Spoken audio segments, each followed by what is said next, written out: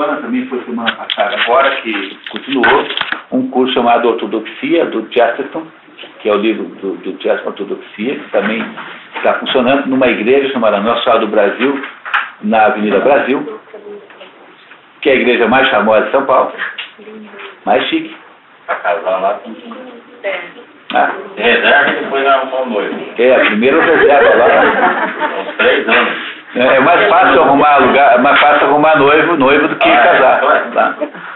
E nós fazemos lá na sacristia, super charmoso. Imagina como é engraçado isso.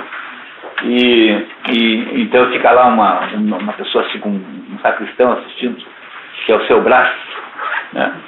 Então em São Paulo tem 2 grupos de leitura, em Curitiba tem, com essa são 4. Temos esse aqui, né? Tem um grupo chamado Ipcaldum, que funciona aí fechado para um grupo de familiares aqui do Cláudio, que está aqui. Né? E temos um terceiro grupo, que é esse do Bertrand de Venera, e segunda-feira começa, na Prefeitura Municipal, um grupo para professores em torno do livro Como Ler um Livro, do Mortimer Adler. Vai começar segunda-feira lendo o livro, na maior parte, né, durante 10 encontros. E ainda tem 2 grupos em Londrina e 2 grupos em Paranavaí. Então, pensa só de contar, né? E aqui há 4 grupos, dos 6, 40% aqui. Não é isso? Bom, então, vamos lá então? Que tal? Começamos? No último capítulo do último livro do livro, né? O último livro do livro, o nosso Aristóteles aqui tentou nos fez uma avaliação extraordinariamente importante. Eu insisto muito que vocês não percam de vista essas ideias, que é sobre a estrutura da alma intelectiva. Então, lembrando apenas muito rapidamente, a alma é dividida em 3 partes, uma chamada vegetativa, que não tem nada, não serve para nada, quer dizer, não se pode fazer nada com ela, porque ela é automática e mais ou menos implícita na própria existência da vida.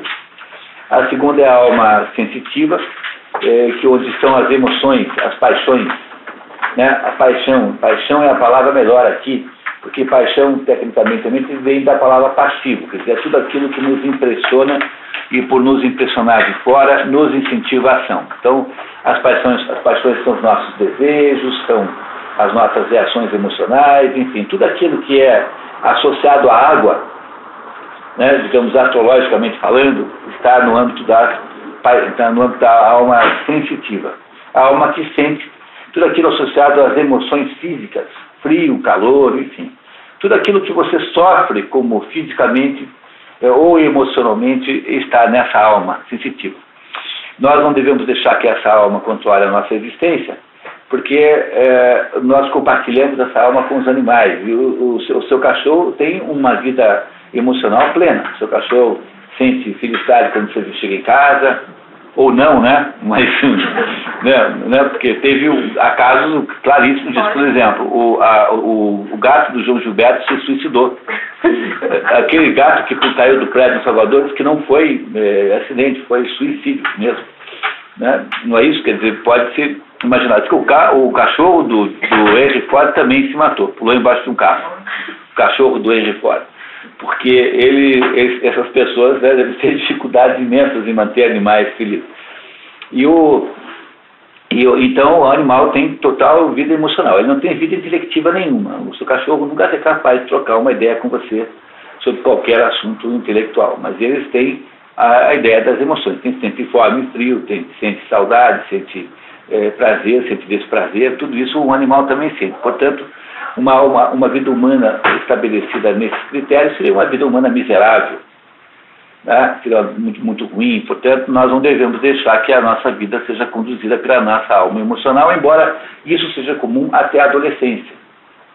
Os adolescentes estão num momento mais crítico, em que a sua vida é conduzida pelas suas emoções. Essa é a razão pela qual você não deve pedir conselho adolescente, porque eles têm uma vida emocional muito intensa, e porque têm a vida emocional muito intensa, tendem a ser egocêntricos. Para um adolescente, o mundo está mais ou menos em torno dos seus interesses, desejos e visões, né? É natural que seja assim. Não estranhe se seu filho é assim, porque é natural. E aí, por último, a alma intelectiva, que é a alma onde está sediada a razão, e essa razão tem, uma das suas funções dessa alma intelectiva é controlar a alma sensitiva. Então há um pedaço da nossa razão chamada sabedoria prática, ou frônesis, que é o pedaço da alma intelectual que faz com que você pense melhor antes de deixar a alma intelectiva à solta. E além dessa frônesis, há também uma sabedoria prática, né, completamente prática, no sentido de saber fazer as coisas. Existe uma outra sabedoria, que é a inteligência, que em grego se fala nous, que é a capacidade de perceber a verdade. Há outro pedaço, outra função dessa alma intelectiva, que é a episteme, que é a capacidade de demonstrar uma determinada conclusão. E há, finalmente, a sofia, que é a associação entre episteme mais nous. Isso dá a sofia. E com isso, Aristóteles mais ou menos termina de nos falar sobre a alma intelectiva. Ele não fará mais considerações no livro sobre a alma intelectiva, mas ele voltará agora à alma sensitiva. Lembrando sempre que isso que nós estamos lendo não é um livro editado por alguém que se preocupou em fazer um livro dentro dos critérios de clareza, etc., mas são anotações de aula de alunos de Aristóteles. Sabe-se Deus quem mais andou aí se metendo nisso, né? Quer dizer, veja, o texto original é muito diferente do que nós estamos lendo, porque aqui o tradutor faz alguma paráfrase. Mas o texto original é extremamente truncado, e quando você vê uma tradução próxima do original, você tem aquela sensação de frases mal construídas, que é aquela que deu o livro da política, que foi usado em janeiro. Quer dizer, essa tradução aqui é muito mais plástica do que aquela outra. Se você for pegar do Mar da Gamakura, é muito mais plástica ainda. Então, é preciso entender que, embora a paráfrase torne o texto mais fácil, é claro que a paráfrase implica sempre em alguma liberalidade, às vezes até excessiva. É por isso que a gente deve ler esses livros com 2 ou 3 traduções simultaneamente, que é como eu tenho feito com vocês. Estou sempre comparando o Edson Bini com o Mar da Gamakuri e com o W.D. Ross, que é o tradutor, digamos, na língua inglesa, a tradução oficial na língua inglesa, oficial não no sentido de que seja oficial mesmo, mas naquela tradução que é considerada a tradução preferencial, a gente chamaria assim, né, para usar uma palavra empresarial, o benchmark das traduções da ética nicômaco, né, porque ele não traduziu todo Aristóteles. E agora Aristóteles entra no capítulo 7, que é chamado aqui de livro 7, nos contando um pouquinho sobre outras características associadas ao comportamento humano, já que esse livro aqui é um livro sobre o comportamento humano. Quando ele escreve o livro da alma, que era uma das possibilidades da gente estudar aqui, ele não está escrevendo um livro, a da alma é a psicologia de Aristóteles, ele não está escrevendo um livro de comportamento, está escrevendo um livro científico. Ele está descrevendo isso que eu descrevi agora com muito mais detalhamento, com muito mais sutileza e tal. Então, acaba aqui a filosofia moral de Aristóteles. Se você quer saber o que Aristóteles pensava sobre a conduta humana, sobre o comportamento humano, ler esse livro aqui. E a aula que nós temos hoje aqui, que é a aula número 7 aqui do livro, é muito importante, porque nos ajuda a compreender aspectos mais detalhados do como é que a gente deve se portar na vida. Então, se vocês estão aí, então, preparados, podemos começar? Alguém tem alguma dúvida até agora? Dúvidas, comentários, considerações? Não? Então, tem mais uma ainda, tá? Essa não é a última. Vocês chegaram um pouquinho depois, já estão prontos os certificados. Já tem certificados, tá? Você vai pegar para vocês depois. Veja aí que fraude que ela parte montou, né? Uma super fraude, porque... Como que você sabe quem que vai vir na última aula? Né? Tá vendo? É uma fraude horrível. Tá, eu tô vendo. Pois é, rapaz, você tem... Olha aqui, ó, pai. Missão para você. Copiar 3 vezes o livro. Quando estava no colégio, tinha que fazer essa cópia. Fazer cópia, quando alguém fazia uma coisa errada. Só que como era sempre o mesmo negócio de copiar, que era o Juca Pirama, nós criamos o banco de cópias. Assim, todo mundo copiava um pouquinho e ia casando. Aí quando alguém levava castigo, né? Daí ia lá e sacava do banco de cópia. Só que aí, provando que crédito fácil é errado, né? O que fazia os moleques? Assim, o professor dizia, 20 linhas, 24 páginas para a próxima semana. Eu dizia, só? 30! E 30, só 30, então quebraram o banco. Tá vendo como não adianta fazer crédito fácil, como isso não funciona? Então tá bom. Será que ela tem piscina? Queria filmar? Pode ser? Pode. Eu faço aqui. Tá, obrigado pra cá. Tá. A gente faz aqui os cravos de Jó aqui do lado. Então, vamos lá então. Alguém gostaria de ser o leitor do livro 7, por favor?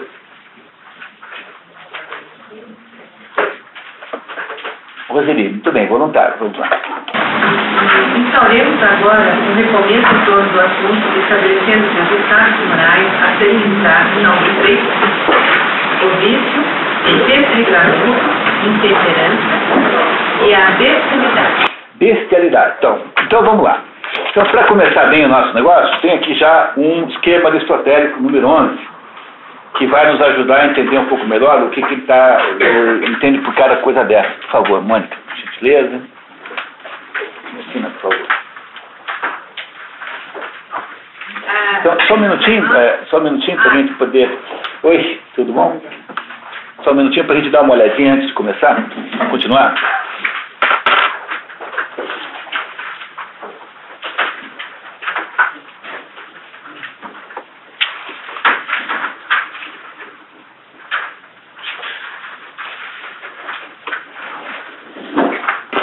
Então, aí vocês têm novamente, sempre é um problema de tradução, né?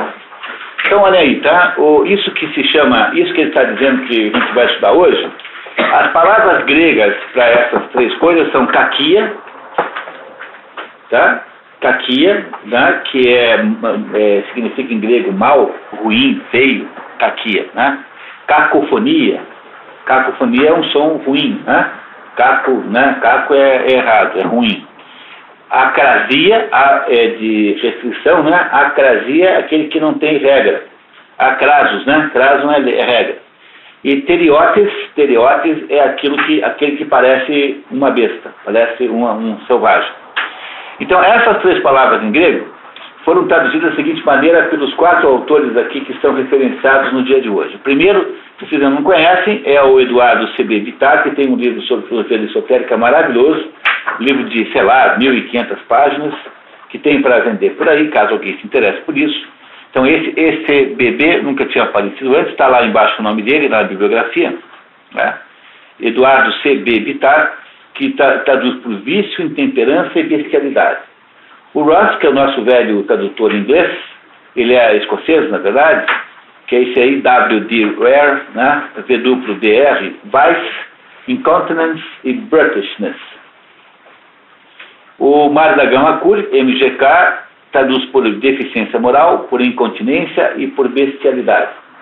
E o Zubini por vício, desregramento e bestialidade. Então, essas são as traduções aí desses 4 autores. E nem sempre em grego, das palavras gregas, encontram-se traduções perfeitas em português. E isso é não só porque a língua é diferente, mas porque alguns conceitos mais ou menos mudaram ao longo do tempo. As palavras sumiam mais naquela época. De um certo modo, as línguas antigas são mais sofisticadas que as modernas. Tanto é que quando a gente precisa escrever em linguagem científica, a gente pega sempre grego e latim, né? As origens grego e latina. E isso a gente nunca se dá conta disso, né?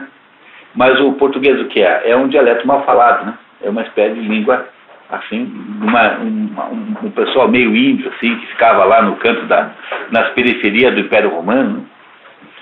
Em relação ao latim, o português é uma língua um pouco bruta, né? A última flor do lácio, né? Não é isso, né? Bárbara, diz a poesia. Isso supõe, portanto, que na medida que se vai para trás na história, as línguas vão sendo mais sofisticadas e não menos sofisticadas. E isso é uma coisa a pensar, né? A pensar. Né? Bom, enfim, o que nós temos que tomar cuidado sempre para saber do que é que está falando nosso autor. Ficamos então com o olho nessas três colunas ali, e na medida que a gente for lendo, a gente vai olhando para as outras linhas, tá certo, pessoal? Tá? Ok? Todo mundo entendeu as diferentes interpretações ali? Então, continuamos, por favor. E a versatilidade. Aristóteles introduz alguns novos termos. Acrasia, né? Literalmente incapacidade, ausência de poder, para se conter. Daí a inconfidência, descontrole, desregramento, indiferença e moderação. Todos os termos negativos por precipitação. Exterior abrange também a ideia de ferocidade e não deve, de modo algum, ser confundido como animalidade, mesmo porque o ser humano é um animal. Entendeu? Então não é naquilo em que nós somos animais que isso se aplica, mas naquele comportamento, digamos, selvagem. Entendeu? Então aplica-se assim a pessoas extremamente animalizadas, aos adolescentes em geral. Sexo masculino, assim, mais ou menos, inclui todos. Assim. Mais ou menos. Né? Não é isso? Quer dizer, todos eles têm a tendência a terem esse comportamento. As disposições opostas do que frente a dois desses três estados são evidentes. Há uma delas que chamamos de virtude. A virtude é inimiga, é contrário do quê? Da caquia, do vício. Tá? É isso? Tá? Então, o que é? Olhem na primeira linha, por favor, do resuminho ali. O que é a caquia? É falha na medida, falta de virtude. Então, o contrário do vicioso é o virtuoso. E a falta de virtude. A outra, autocontrole e temperança. O contrário da acrasia é temperança, é autocontrole. Sempre traduzindo do jeito, né? Lembrando que as traduções são sempre meio tortas, assim. Como oposto da bestialidade, será mais adequado empregar a expressão virtude sobre-humana, ou virtude numa escala heróica ou divina, como Homero apresentou Príamo, referindo-se a Heitor, em vista de seu valor excepcional, a saber. Nem parecia ser ele, o filho de um homem mortal, mas de um... Esse é o Heitor, né? O Heitor é a personagem mais extraordinária da Ilíada. Eu prefiro o Heitor a todos, porque o Aquiles afinal de contas, um sujeito com poderes excepcionais, né? Ele é invulnerável, mas o Heitor não, o Heitor, coitado, que tem que resolver o problema que o irmão dele, aquele metrosexual metido do padre, arrumou lá, sequestrando a tal da Helena. Né? E o Heitor é apresentado por Primo, o pai dele, como sendo um sujeito tão excepcional e tão nobre que não parece humano. Quer dizer, os seres humanos podem imitar os deuses e imitar as feras. Então você tem sempre essa opção. Para o cristianismo, isso é facilmente compreensível para um cristão, né, quando você lembra sempre naquele contraste que há entre o firmamento de luz e o abismo de trevas. Você pode ir na direção de qualquer um dos dois.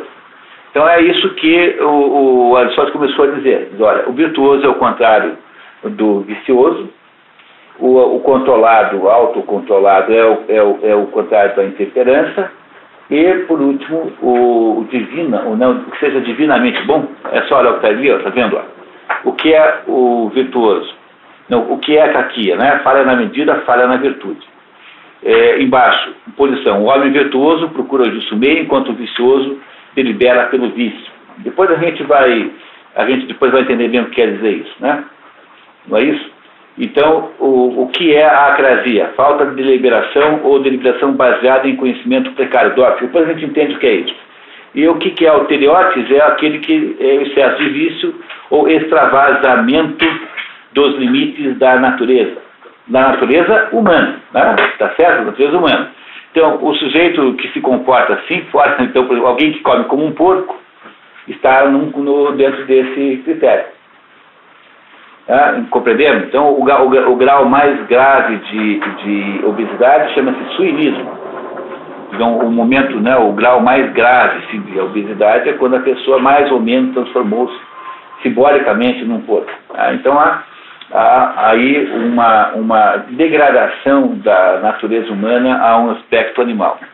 Então, a tal da situação, né, digamos, de bestialidade é, no fundo, quando o ser humano ultrapassa os limites humanos, ultrapassa para baixo, né? Ele vem abaixo dos limites humanos, e o seu contrário seria quando o ser humano é capaz de alçar níveis tão altos, que ele passa a se parecer com Deus, com os deuses. Essas três coisas são muito diferentes. É isso que Aristóteles vai nos explicar agora. Até agora parece claro para vocês isso? Tá, então vamos lá.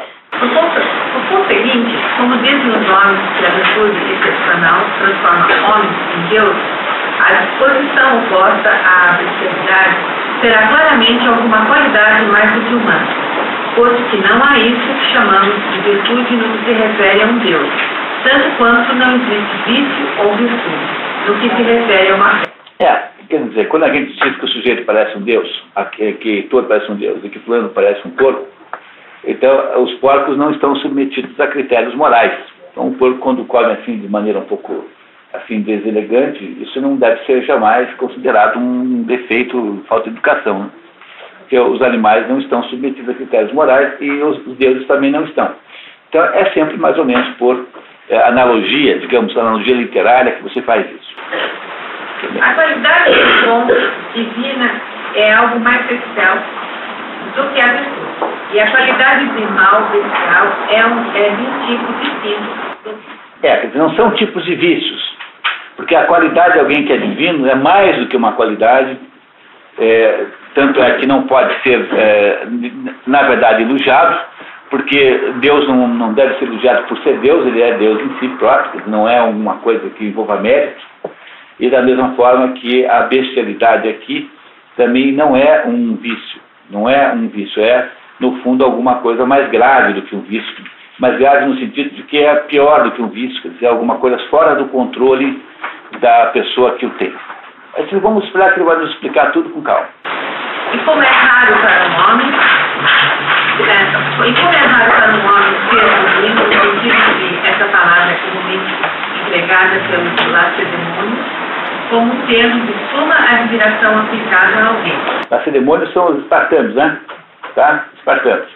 Também é raro haver um caráter especial entre os seres humanos, o qual é encontrado mais frequentemente entre os bárbaros. Aí já vai um pouco de imperialismo grego, né? Então, bárbaro para um grego é todo mundo que mora ali naquelas regiões assim selvagens, tanto da Ásia quanto da África. Então, é o que nós chamaríamos hoje de terceiro mundo, alguma coisa assim, parecida com isso. A gente usa a mesma coisa, não precisamos nem falar assim. Quando você ouve dizer que na África tem lá aquele ato de extirpar o clítoris das crianças, você acha que é um ato bárbaro. Então, é isso que ele está falando, tá? Quer dizer, quem é capaz de atos bárbaros não são os gregos, são pessoas que têm um outro jeito de ser, a sua natureza é diferente, enfim, é assim. Depois, quando chegar na hora, ele vai explicar melhor. Então, os atos bárbaros não são dignos de ressalva moral, em última análise, porque como é que você pode ir lá reclamar? Você pode dizer assim, olha, é o seguinte, nós invadimos aqui, nós mandamos aqui, e esse negócio vai parar agora. Ah, mas a religião, não interessa a religião, pronto, não pode mais. Bom, isso é como sempre se fez, né? Tá? É assim que chama-se imperialismo, e isso aconteceu toda vez que duas culturas se encontraram no mundo. Nós aqui somos apenas o resultante do imperialismo romano de 2000 anos.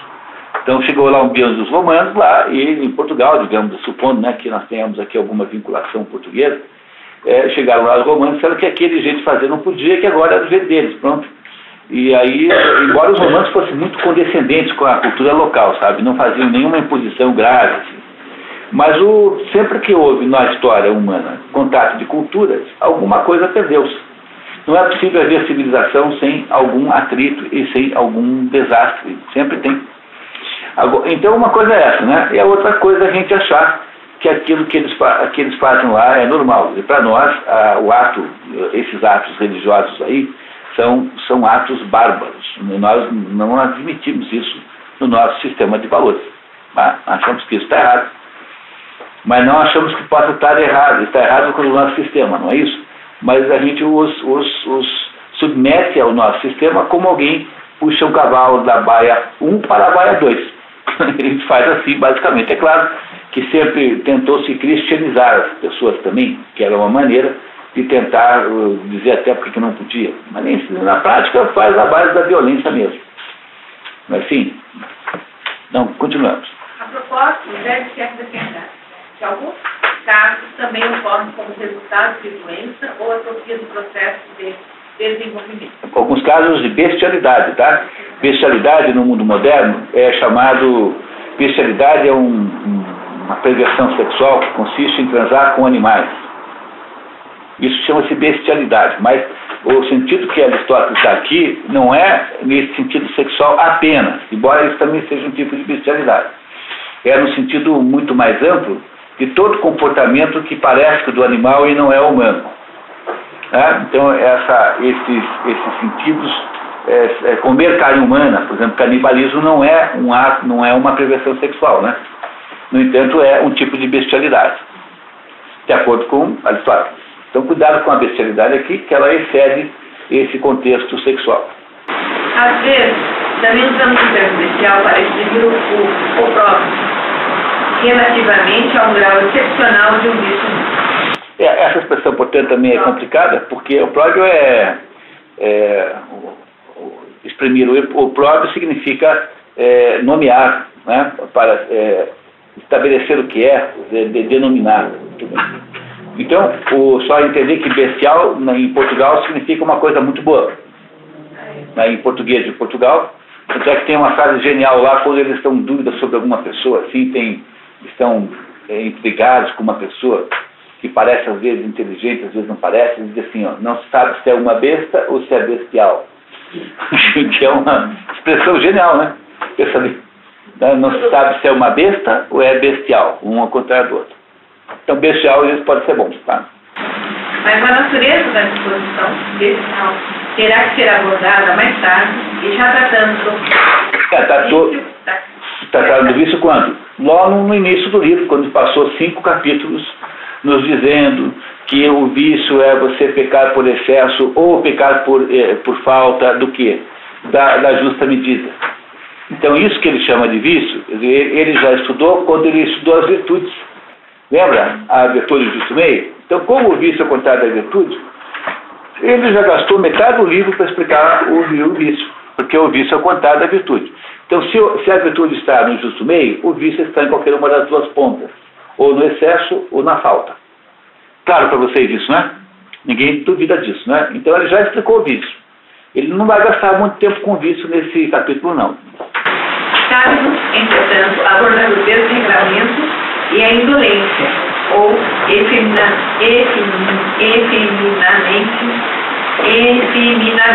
tá? 221. Aristóteles, e de resto, os antigos gregos em geral associam a preguiça e a constituição física feminina à sexualidade feminina. Viram que injustiça? Esse negócio de preguiça é invenção do Edson Bini, né? Agora, que a constituição física feminina ela é considerada como tal, digamos mais fraca, hoje também é assim. E também o autocontrole e a tensão. Nenhuma dessas duas classes de caráter deve ser concebida como idêntica à virtude ou ao vício, e tampouco como diferente deles quanto ao... Muito bem, então nesse momento aqui, tenho que parar um minutinho para a gente entender esse negócio que eu acabou de falar, que é muito importante, que é o conceito de predicáveis do Aristóteles. Cristina, por favor, se você quiser passar ali. Você tem uma coisa aí?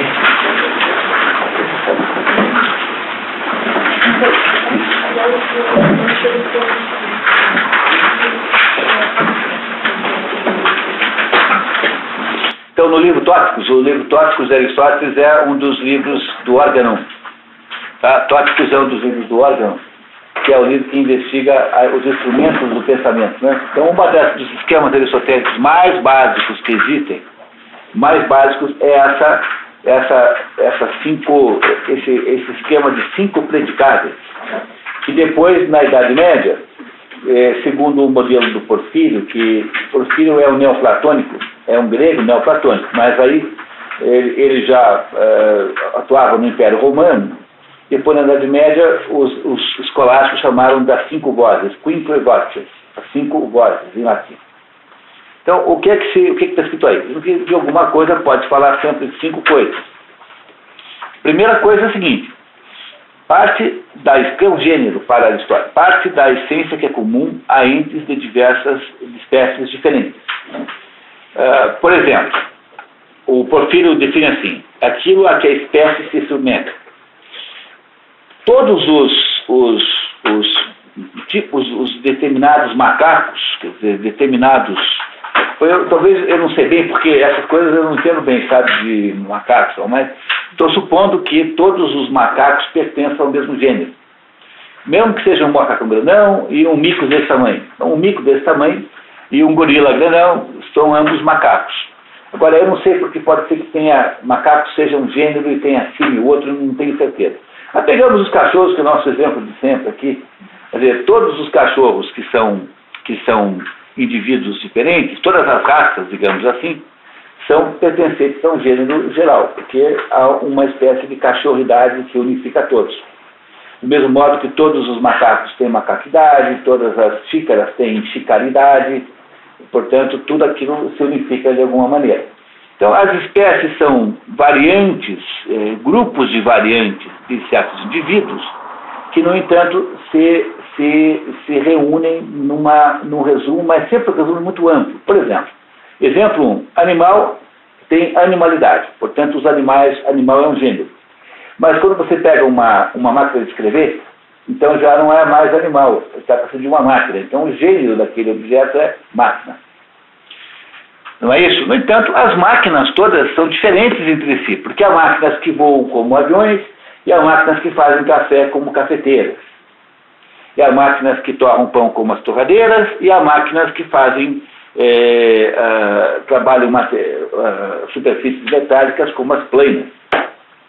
Não é isso? Ou de madeira, enfim. Portanto, as máquinas se subdividem no quê? Em espécies diferentes. Não é isso? Tá? Por exemplo, o que é uma espécie de acordo com o nosso esquema aqui? Espécie é espécie de alguma coisa. Quer dizer, a espécie sempre pressupõe que exista um gênero. Se é espécie de que gênero? A espécie é o que se ordena sobre o gênero. Por exemplo, o homem é uma espécie de animal, enquanto o avião é uma espécie de máquina. É preciso você tomarem cuidado para não ficarem achando que estão falando aqui da classificação biológica de espécie e gênero, que é apenas que é fundada nisso aqui, né? Mas você pode aplicar esse critério a qualquer coisa. É isso? A qualquer coisa. Por exemplo, os advogados. Advogados são um gênero. Mas há o advogado trabalhista, advogado de família, advogado não sei o quê, advogado ecológico, advogado daquilo outro. Então os advogados se dividem por gêneros diferentes e por espécies diferentes, embora pertençam todos ao mesmo gênero. Ora, como é que eu sei que alguma coisa é uma espécie? Pela diferença específica, que é a terceira linha. O que é a diferença específica? É o que distingue uma espécie de outra espécie do mesmo gênero. Aquilo mediante o que a espécie excede o gênero. Uma diferença é aquilo que, por natureza, separa o que está sob o mesmo gênero. Então, entre todos os animais, apenas um é capaz de ser racional. Portanto, o que distingue, o que faz com que nós possamos dizer que a espécie humana é uma espécie é que ela é racional. Do mesmo modo que o que transforma os aviões numa espécie é o fato de que eles voam e as outras coisas não voam. As torradeiras não voam. A não ser que você atire na cabeça de alguém, mas aí já não é um voo já de outra natureza. Né? Compreenderam o que é, afinal de contas, o que é gênero? O que é espécie? Então, gênero mais espécie, gênero mais diferença é igual a espécie. A espécie é um tipo daquele gênero que se caracteriza por uma diferença que só ela tem. Nenhum outro ser é racional entre os animais. Portanto, o nosso, por ser a única espécie, o único grupo que é assim, pode ser chamado de espécie humana. E os aviões são uma espécie de máquina porque eles têm uma característica que os diferencia dos outros. Portanto, diferença específica. O que é o próprio? No entanto, também existem características em cada um das espécies que só elas têm, embora não sejam suficientemente fortes para definir a própria espécie.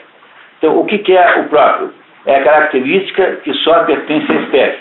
Daí diz Aristóteles assim: alguma coisa que não indica a essência de alguma coisa, mas só pertence àquela coisa. Então, diz o exemplo de Aristóteles: capacidade de rir, de aprender gramática. Então, só o ser humano dá risada. Os outros animais não dão risada, não riem. Papagaio também não dá risada. Eles parecem que estão dando risada, mas estão apenas imitando um som. Tá? Então, só os seres humanos dão risada.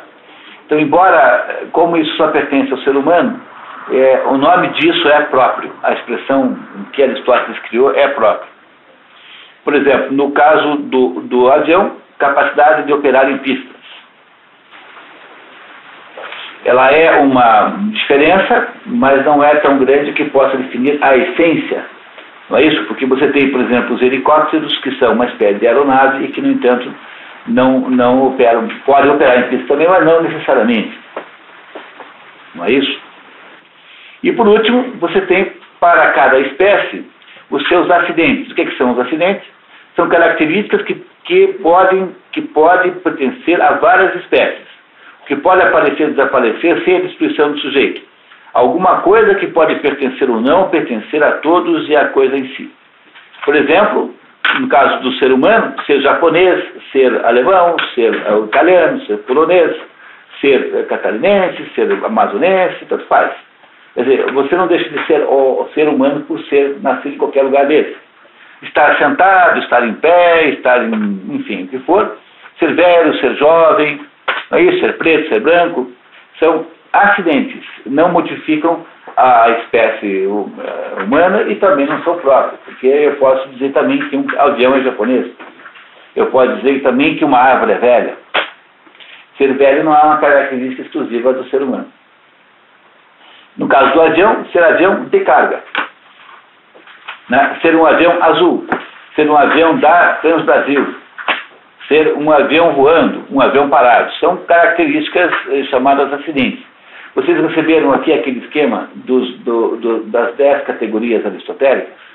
Então, os acidentes são aqueles 9 que têm a substância no alto e mais 9 acidentes. Todos os acidentes podem ser resumidos naquelas 10 possibilidades, naquelas 9 possibilidades. Compreenderam então o que aquele histórico está querendo dizer? Está querendo dizer o seguinte, que embora os vícios e o que o autor aqui chama de desregramento não sejam a mesma coisa, eles pertencem ao mesmo gênero. Eles são defeitos morais. Claro isso, né, pessoal? Tá? Então, os vícios, os desregramentos e a bestialidade são defeitos morais. Uma bestialidade ele não diz que é, tá? Não diz que é, mas são desvios de conduta. Então são desvios de conduta. Tanto qualquer um dos três são desvios de conduta. Pertencem a esse gênero. Mas eles são de 3 espécies diferentes. São diferentes na sua natureza. Compreenderam? Porque cada um deles tem um próprio. Tem um próprio não, tem uma diferença específica. Cada um deles é diferente ao ponto de não poder ser misturado com os outros dois. E o que ele fará nesse capítulo é tentar explicar essas 3 diferenças. Fará isso ao longo do capítulo. Então tá, só um minutinho, Roseli. Todo mundo entendeu isso? Está claro? Mais ou menos? Vamos lá então, vamos entender isso, porque isso é fundamental para o resto da vida. Entendeu? O Aristóteles está tentando resolver aqui um problema, acho que precisa explicar um pouquinho mais. Porque a questão fundamental que Aristóteles quer resolver é assim. O professor dele, Platão, ele ficou 20 anos tendo aula com Platão. Ele chegou em Atenas com 17 anos, com um dinheirinho, porque a família, o pai era rico, o pai era médico, no tempo que os médicos eram uma espécie de maçonaria, né, entre aspas, assim. E ele deve ter aprendido um pouquinho de medicina, embora o pai tenha morrido muito cedo, ele era bem pequeno quando o pai morreu, e ele chegou em Atenas com um certo dinheirinho e foi lá, se inscreveu na escola do Platão, na tal da academia. Ficou 20 anos tendo aula com Platão. Durante esses 20 anos escreveu uma parte da sua obra, a obra que se perdeu foi escrita nessa época, que era a obra Exotérica com X, feita para o público comum, de modo geral feita do modo platônico em diálogos. Aí o Platão tinha como na estrutura central da sua filosofia a ideia de que há uma duplicidade, uma ambiguidade existencial na vida, no mundo, né, no cosmos, que é o fato de que tudo aquilo que existe concretamente, tudo que tem concretamente, que nós estamos vendo e olhando, na verdade são tentativas, são mas cópias, são cópias imperfeitas dos seus equivalentes ideais. Quer dizer, existe em algum lugar que é transcendente, tudo aquilo que é imanente tem um equivalente ideal que é transcendente, que fica num outro mundo que não esse, e esse transcendente é o mundo das ideias e das formas. Quer dizer, tudo aquilo que nós imaginamos que existe aqui tem um modelo, é feito a partir de um modelo, e esse modelo não pode ser replicado aqui no mundo real. Então, as cores, por exemplo, existem lá idealmente. As cores aqui são todas tentativas fracassadas de reproduzi-las. Então, o preto, por exemplo, que está na roupa de alguns de vocês, nunca é o verdadeiro preto. Esses pretos aqui são pretos tentativa de fazer o preto. O preto mesmo não consegue ser feito porque ele pertence a um outro mundo. E é por isso, no entanto, nós, humanos, temos capacidade de perceber isso, porque, de alguma maneira, nós já estivemos nesse mundo ideal. Então, nós temos uma espécie de reminiscência. De vez em quando, a gente vem intuitivamente, sente, relembra esse mundo ideal que nós tivemos. Essa é a ideia platônica. Então, a ideia platônica é que isso que está aqui, no fundo, é uma mera ilusão. É uma mera ilusão, não no sentido que ela não exista, mas é uma maneira errada, ou melhor, uma maneira imperfeita e pobre de descrever o que é de verdade.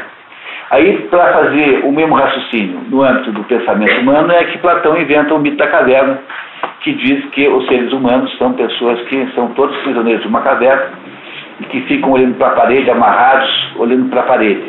E aí, atrás dessa gente amarrada, tem uma fogueira, e entre a fogueira e essa gente que não pode olhar para trás, então o mundo passam pessoas e coisas, e elas, ao passarem, têm a sua imagem projetada na parede à frente dos acorrentados. E os acorrentados acham que a realidade são aquelas sombras, quando na verdade a realidade não é aquela, mas não conseguem ver porque eles estão prisioneiros ali, a não ser que alguém consiga se desvencilhar e escapar da caverna. Então, o sujeito que escapa da caverna, ele vai lá para fora, primeiro ele não enxerga bem porque é muito claro, depois ele vai indo e vai voltando e vai contando para aqueles que ficaram como é que o mundo é de verdade. E esse que faz isso é o filósofo. Compreendendo essa ideia? Então, o que o Platão acha é que essas coisas que de fato são a verdade, e de que nós só temos aqui uma fase da imagem, só podem ser descobertas pela filosofia. E a missão do filósofo é fazer isso. Portanto, o que o Platão faz nos seus diálogos é colocar na boca de Sócrates um questionamento para as pessoas entenderem o modo certo de fazer, entenderem como as coisas de fato são. Aristóteles não achava isso uma boa ideia, não gostava dessa interpretação platônica, embora fosse aluno de Platão. Aristóteles diz assim: mas então quer dizer que o cachorro verdadeiro é um cachorro ideal, não é? Expresso pela palavra cachorro, por esse genérico, não é? E os outros cachorros aqui são cachorros contrafeitos, são falsificações do verdadeiro cachorro. Essa ideia é mais ou menos de Platão. Mas Aristóteles achava estranho, porque a palavra cachorro, digamos que é universal, não morde. Enquanto o cachorro real, concreto, que está ali, morde. Então, para Aristóteles, parecia mais real o cachorro concreto do que o cachorro ideal de Platão. E Aristóteles faz o que, então? Ele abandona essa visão platônica, aproveita, porque quando Platão morre, ele entrega a academia aos cuidados de Euspésipo. Euspésipo era um sobrinho de Platão, e era um sujeito muito medíocre.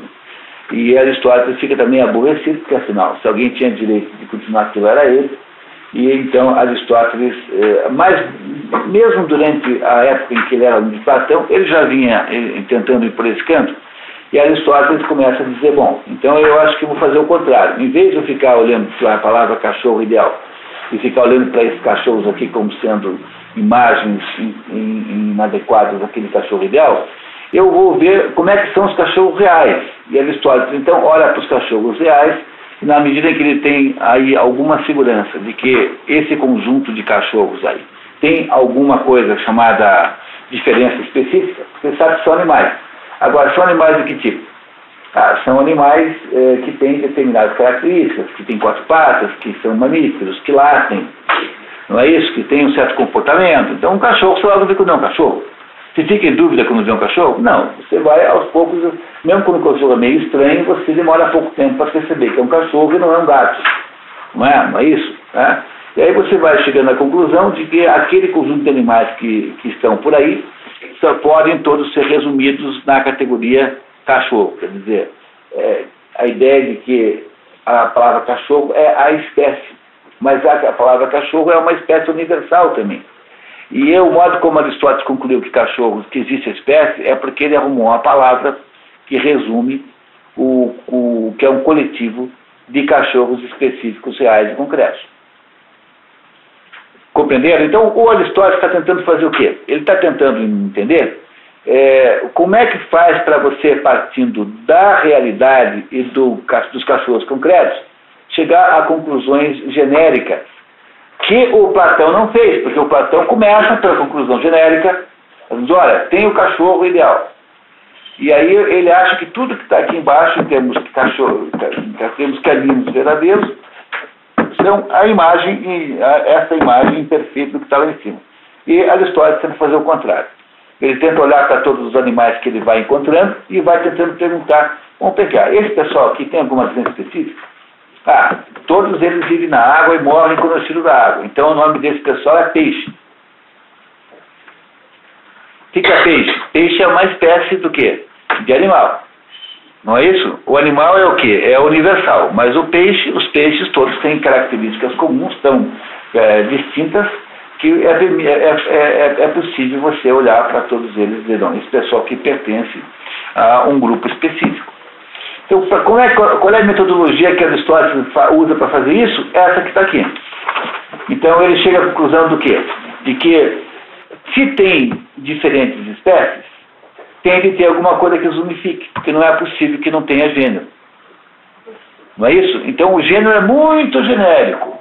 De onde vem a palavra genérico? A palavra genérico, como se usa hoje genérico, vem de gênero. Entendeu que gênero, a palavra genérico vem de gênero? Quando você vai na farmácia pedir um medicamento genérico, vem de gênero. E esse gênero, que é genérico, é composto por uma coleção de espécies, porque não há gênero sozinho, não existe gênero a não ser como coleção de espécies, não é isso? Se não tivesse nenhum animal vivo, teria gênero animal? Não, mas não existe nenhum animal que não pertença a algum gênero. Portanto, existem espécies que juntas, somando tudo, dá o gênero. E por que essas espécies existem? Porque elas têm alguma coisa que as diferencia das outras, elas têm essa diferença específica. Essa expressão toda aqui é toda aristotélica. Olha, mas também há coisas nos indivíduos dessas espécies que, embora não sejam tão fortes para estabelecer uma diferença específica, são suficientemente fortes para serem próprios desta espécie. Por isso são os próprios. E, no entanto, existem outras coisas que eles têm que podem ser compartilhadas com outras espécies. Por exemplo, ser azul. Bom, azul pode ser um pássaro azul, pode ter um automóvel azul, pode ter um casaco azul, enfim, azul é uma característica acidental, que ela não estabelece espécie nenhuma, portanto ela não é uma diferença específica e também ela não é própria de nenhuma delas. Isso significa que ser azul, em princípio, não modifica a essência da espécie, ou seja, ser azul não estabelece uma espécie nova. Entenderam isso agora? Então olha como ficou fácil agora. O homem é um animal, é o gênero. A sua espécie é homem. Qual é a sua espécie específica? É racional. Tem outras também, tá? Não é apenas essa. ele é capaz de rir, isso é próprio do homem, e apenas do homem. E por último, ele pode ser um japonês, isso não é próprio do homem, pode ser japonês como pode não ser, portanto, é apenas um acidente e não é uma característica específica. Ele descarta totalmente a ideia do ideal do Platão? Pois é, esse que é o problema central, porque aí o Werner Jäger, que é um extraordinário de um pesquisador alemão, escreveu um livro chamado Aristóteles, em alemão, né, com esse nome dito em alemão, e o Werner Jäger diz assim, olha, que o Aristóteles começa platonicamente, começa então no início da sua carreira, né, como aluno de Platão, pensando em ideais, e lentamente ele vai descendo, indo na direção, digamos, do mundo positivo, aquilo que é concreto. E aí então o Werner Jäger deixa entender nesse livro, que é um livro famosíssimo, que o Aristóteles, em vez de ser, deixa de ser começa como metafísico, como Platão, e acaba então como um pesquisador positivista, como seria qualquer sujeito na universidade moderna, o que é uma calúnia gigantesca. Não é uma calúnia, porque o Werner Jäger é um gênio, né? É um sujeito genial, mas não é que seja uma calúnia, mas é uma má compreensão enorme do que Aristóteles representa, porque o que Aristóteles não está querendo é fazer isso, ele está querendo partir do outro lado. É como dois sujeitos que estão numa ilha e decidem cada um ir para um lado e encontrar do outro lado. No fundo, a diferença dos dois é apenas essa. Você não consegue ser ao mesmo tempo, você não consegue ser uma coisa ou outra. Por quê? Porque dizer que você é platônico e defender que só existem essas coisas concretas, essas coisas abstratas, chamadas modelos ideais, é inviável. Por quê? Porque se são ideais, como é que elas podem existir na prática? Haveria a categoria cachorro se não existissem cachorros concretos? Não, porque a cachorridade só pode existir como soma da natureza de todos os cachorros que existem. Como é que eu saberia que existe a cachorridade? Por exemplo, existe alguma columbicidade em algum lugar entre os animais? Não, porque eu acabei de inventar isso de um animal que não existe. Inventei muito mal, é verdade, mas tentei pelo menos. Quer dizer, você não pode saber que existe um animal se você disser que ele apenas existe abstratamente como modelo, porque não há gatulidade fora dos gatos, não há cachorridade fora dos cachorros, não há canário belgalidade fora dos canários belgas e assim por diante. Então não dá para ser platônico assim simplesmente. Por outro lado, como é que eu vou ser simplesmente aristotélico e dizer que só existem as coisas comuns? Porque essas coisas comuns, no entanto, por que elas se parecem com as outras? Tem que ter alguma coisa que as unifique. As coisas que estão nas suas individualidades também pertencem à coletividade. Portanto, não há modo de você viver sem os dois ao mesmo tempo. Por isso que eu sempre digo que eu sou platônico segunda, quarta e sexta e aristotélico de terça, quinta e sábado. Porque é o único modo de viver.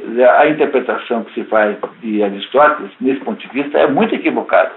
E foi o Werner Jäger que induziu, mas está errado, tá? Porque, no fundo, as duas coisas necessariamente precisam existir. As duas coisas têm que ser assim. É uma tensão natural na existência. Ao mesmo tempo que você é um indivíduo e você existe de si próprio, ao mesmo tempo você pertence a algum gênero, a algum grupo, que não é você. Nós temos as duas coisas a mesma coisa. Nós temos as duas coisas ao mesmo tempo. Entendeu? Então, o que Aristóteles está querendo dizer aqui é que esses três defeitos aí, ditos defeitos de caráter, que são o vício, a incontinência e a bestialidade, embora eles sejam específicos em si próprios, porque eles têm uma diferença específica cada um, que os transforma em coisas diferentes, os três, pertencem ao mesmo gênero. São o quê? Defeitos de caráter. E no metafísica, desvios de conduta.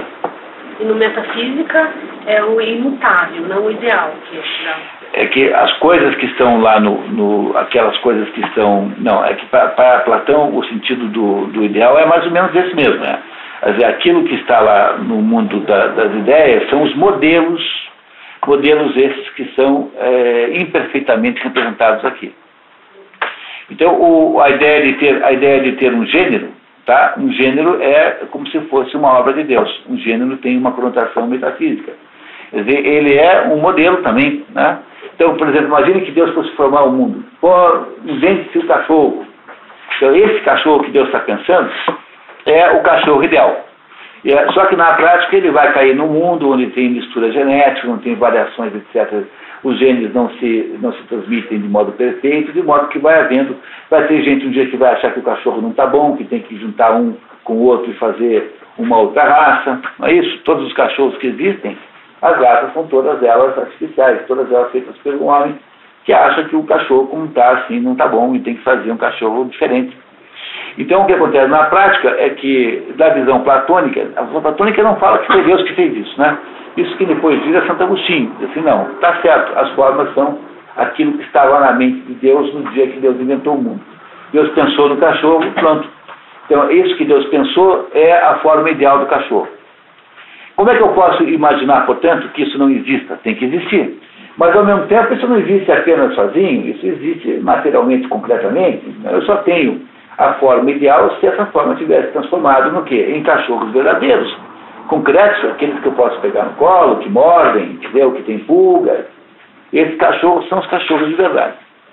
Então, o problema aí é que tanto um quanto o outro estão falando mais ou menos da mesma ilha, só que olhando para cada um por um lado da praia, né?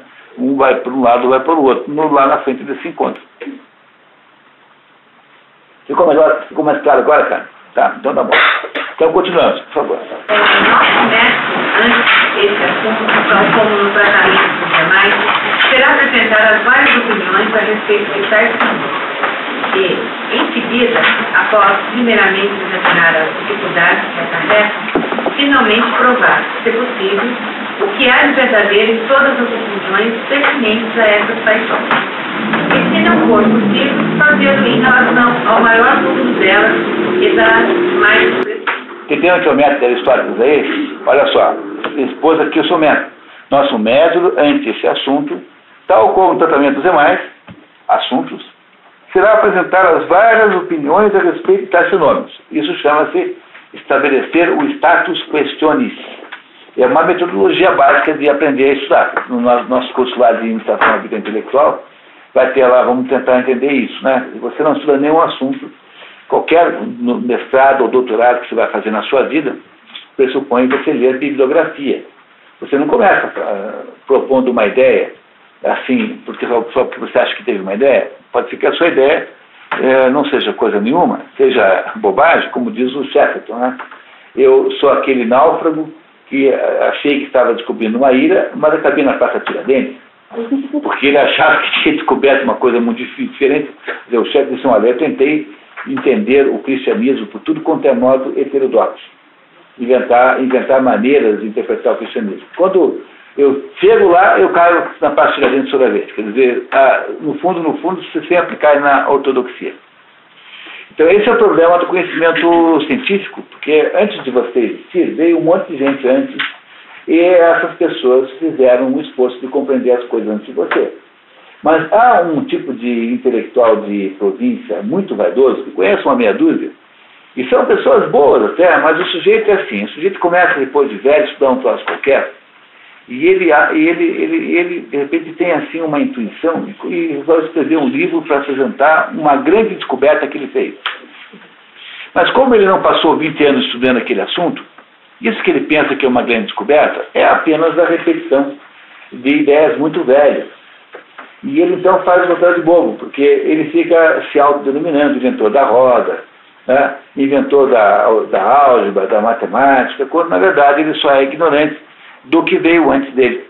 E isso é um risco que se corre quando se é precipitado e, sobretudo, quando se deixa a vaidade influenciar a sua carreira intelectual. A vaidade é o maior inimigo que pode existir, porque ela faz com que você superestime os seus meios.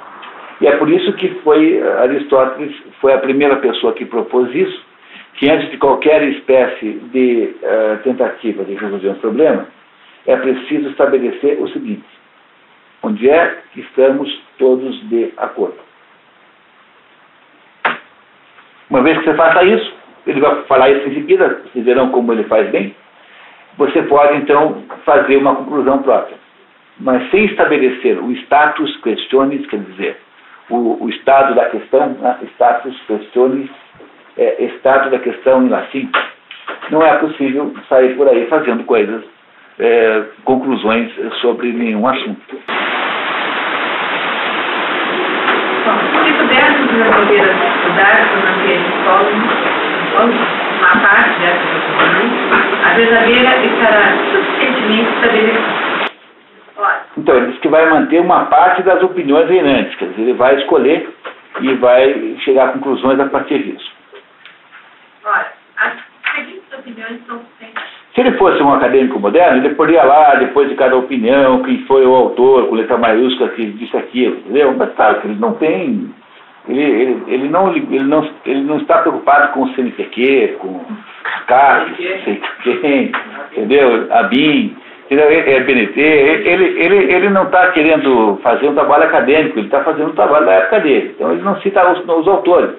E às vezes ele também não sabe, porque não tem biblioteca naquela época, é outro mundo, né? Lembre que nós estamos aí a 2.400 e alguma coisa anos antes né, da nossa época.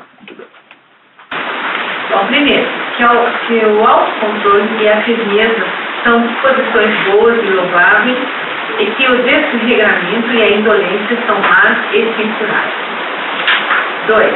Que o indivíduo autocontrolado é aquele que se conforma aos resultados de seus cálculos, ao passo que o desregrado é aquele que não hesita em abandonar a conclusão que alcançou. 3. Que o indivíduo sem autocontrole desregrado faz coisas de que está ciente de serem más sob a influência de paixões, ao passo que o homem autocontrolado, ciente de que seus desejos são maus, recusa-se a segui-los devido à razão. A paixões sempre entende que são os impulsos da alma sensitiva.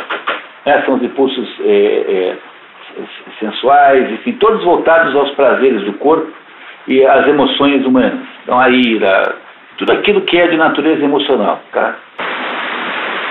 Que o homem moderado é sempre autocontrolado e firme, mas que a recíproca, entretanto, seja invariavelmente verdadeira alguns negam, enquanto outros afirmam.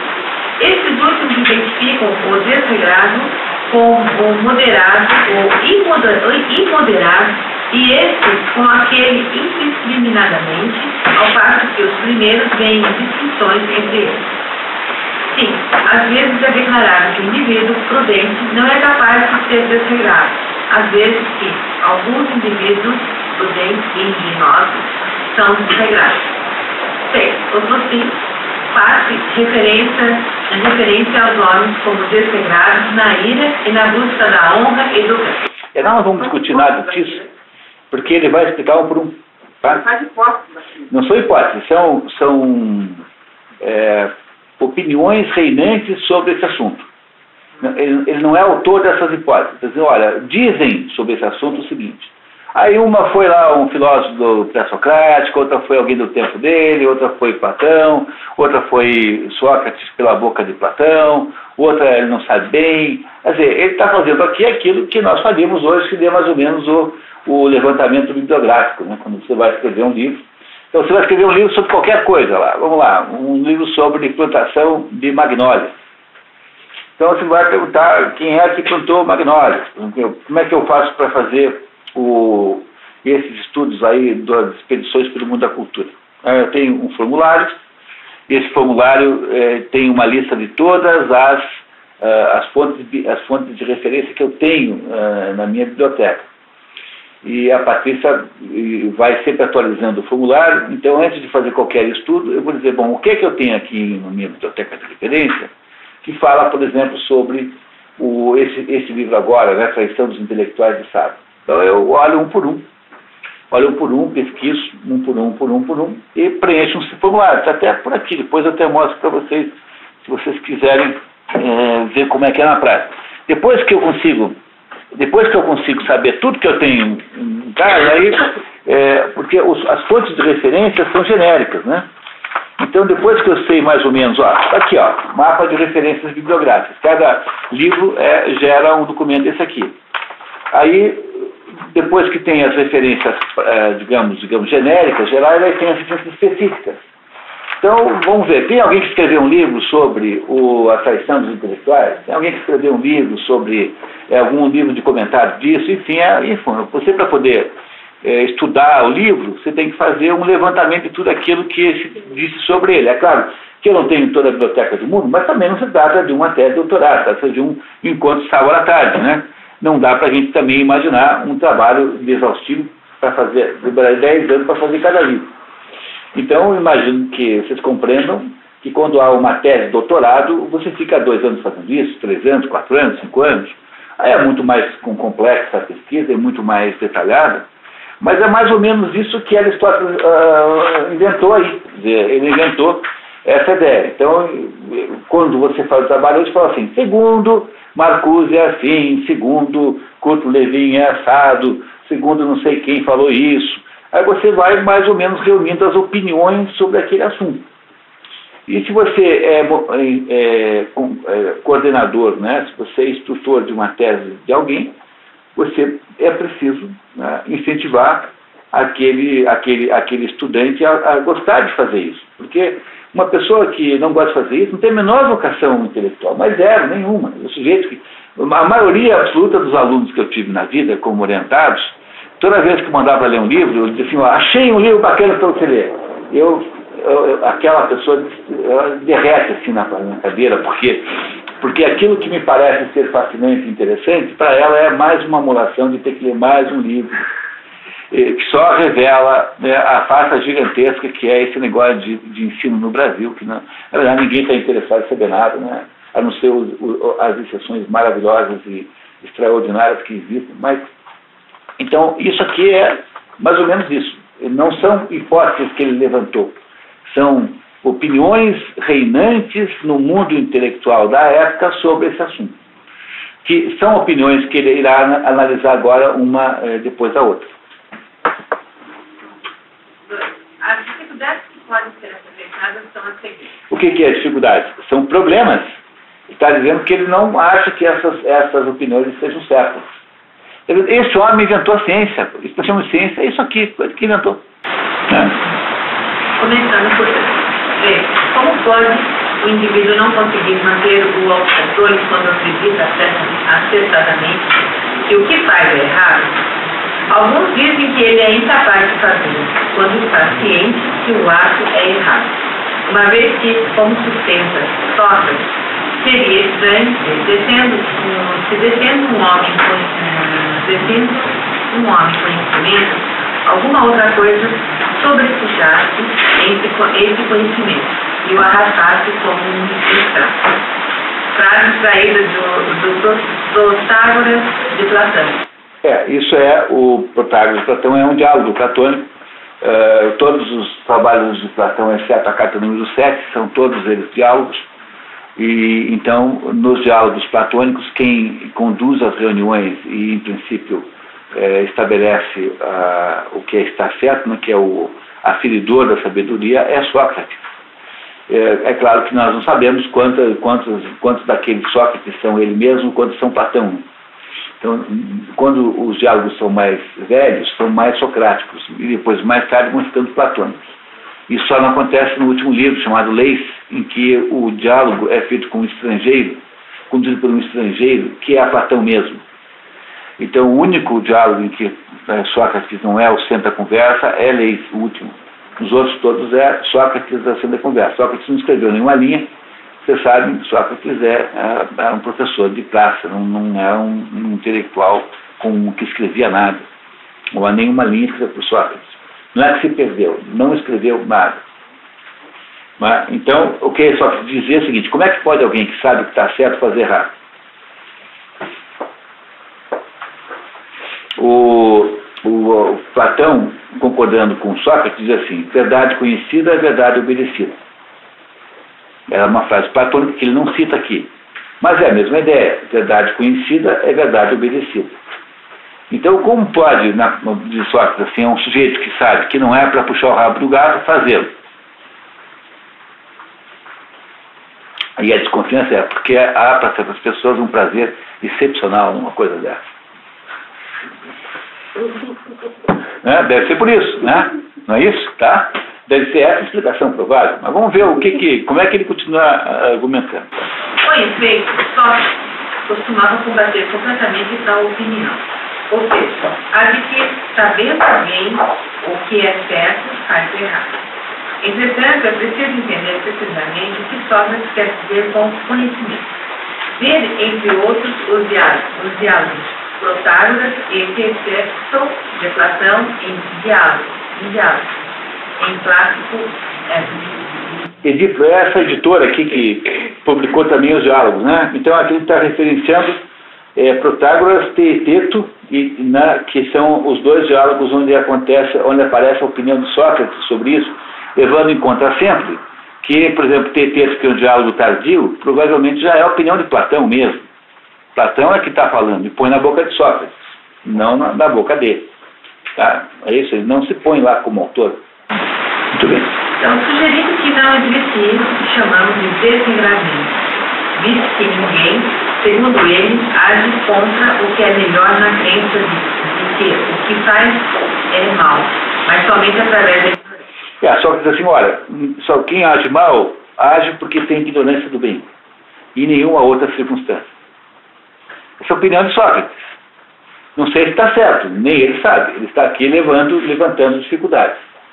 Muito bem, continuamos. Ora, é evidente que essa teoria está em desacordo com os próprios cientistas, de modo que devemos investigar mais rigorosamente o que ocorre.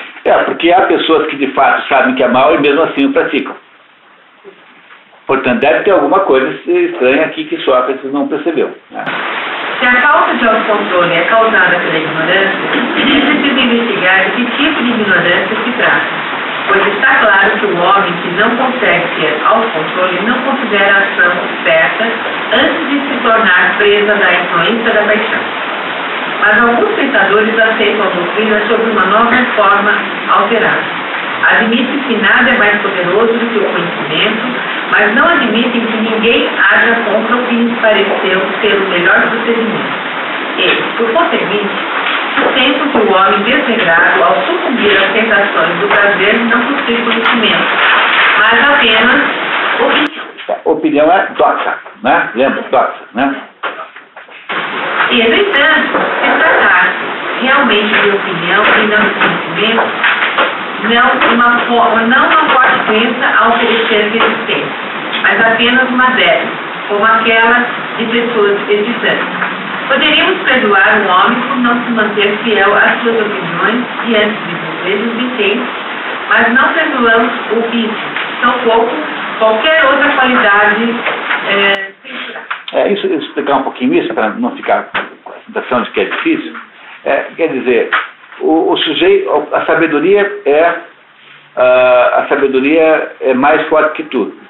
No entanto, o sujeito que se deixa conduzir pelas suas paixões, mesmo sabendo, será que ele tem a verdadeira sabedoria? Ou será que ele não tem apenas uma opinião a respeito disso?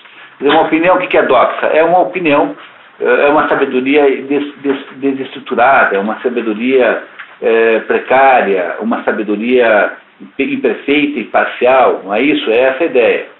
Então, é possível que isso seja o que está acontecendo. E aí, então, nesse caso, Sócrates teria razão, porque não se está falando aqui da verdadeira sabedoria. No entanto, por outro lado, é possível que alguém se deixe conduzir por uma paixão. Se puxar o rabo do gato é um desejo, não é um desejo, não se deve fazer isso, né? Não é isso? Tá, muito bem, mas de repente tem aquele gato ali, com aquele rabo comprido, ali, peludo, aquele gato angorá. Sei lá, de repente, o desejo de puxar o rabo do gato é incontrolável.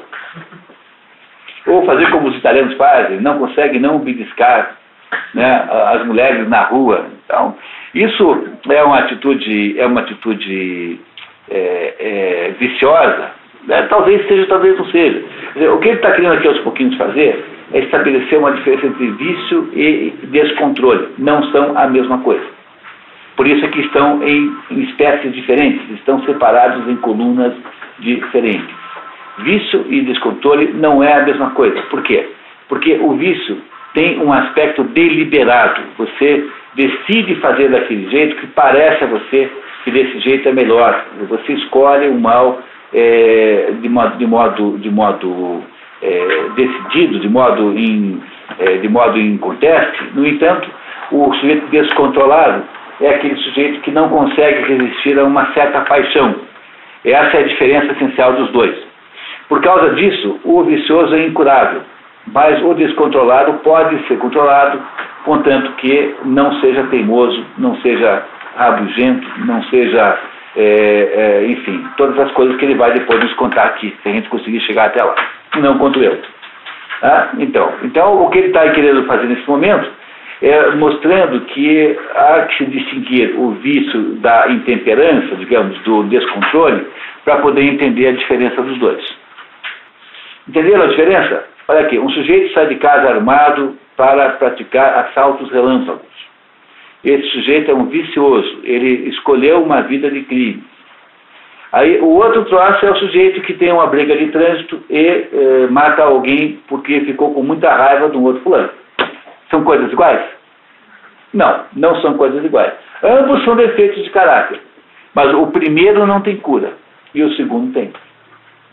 O segundo jeito tem, porque você pode fazer a pessoa meditar sobre as ações. Essa é a história de Hércules, que depois eu posso até contar um pouquinho, depois do nosso café. Faremos agora 10 minutos, voltamos daqui 10 minutinhos, que tal? Tá? Então vamos lá.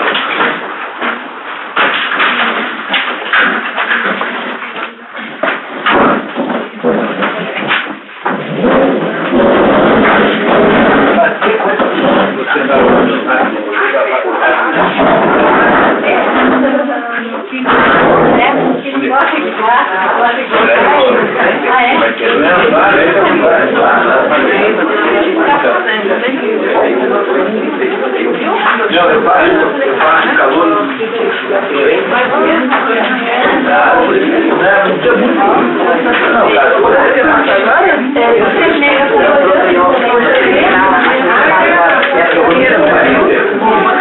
Não,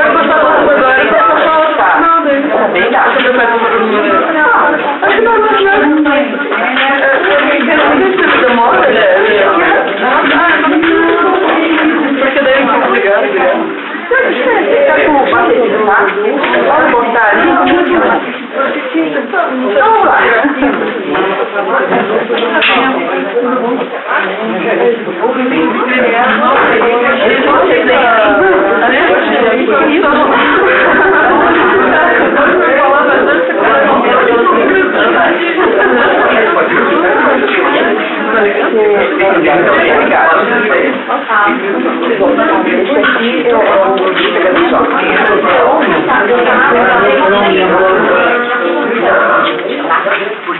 carro de bombeiro.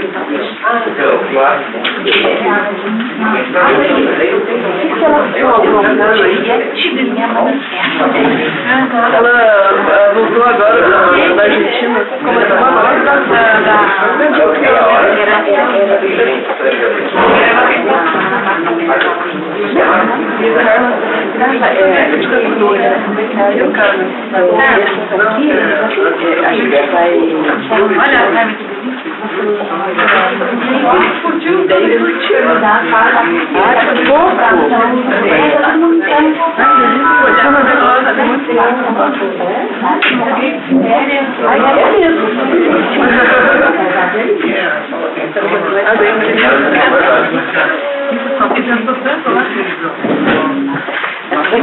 são pais.